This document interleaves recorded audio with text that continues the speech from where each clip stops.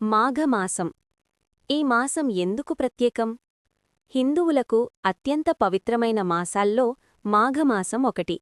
చలిగాలులు తగ్గుముఖం పట్టి ప్రకృతి కొత్త రూపును సంతరించుకునే ఈ సమయంలో మనసు కూడా ఆధ్యాత్మికత వైపు మళ్లుతుంది.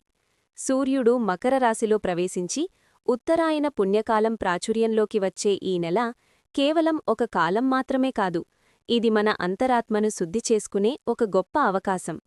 ఇక జనవరి 19వ తేదీ నుండి మాఘమాసం ప్రారంభమవుతుంది. హిందువులు ఈ మాసంలోని భక్తి, స్నానదానాలకు ఎంతో ప్రాముఖ్యత ఇస్తారు.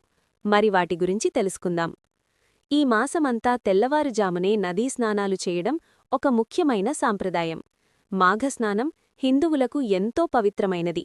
ఈ స్నానం వల్ల పాపాలు తొలగిపోయి ఆరోగ్యం లభిస్తుందని భక్తుల నమ్మకం. ముఖ్యంగా ఈ నెలలో వచ్చే రథసప్తమి, భీష్మ ఏకాదశి, మహాశివరాత్రి వంటి పండుగలు ఆధ్యాత్మిక శోభను రెట్టింపు చేస్తాయి. అంతేకాక సూర్యభగవానుని ఆరాధించడం వల్ల తేజస్సు, శివకేశవుల పూజల వల్ల మానసిక ప్రశాంతత కలుగుతాయి.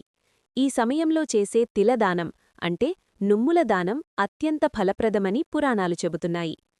ఇక చివరిగా చెప్పాలంటే మాఘమాసం అంటే కేవలం ఆచారాల పట్టిక కాదు, అది ప్రకృతితో మరియు పరమాత్మతో అనుసంధానమయ్యే మార్గం. క్రమశిక్షణతో కూడిన జీవనశైలిని అలవర్చుకోవడానికి, భక్తిభావంతో నిత్యం పూజ కార్యక్రమాలలో పాల్గొనటం, ఇక తోటివారికి సహాయం చేయడానికి ఈ మాసం మనల్ని ప్రోత్సహిస్తుంది.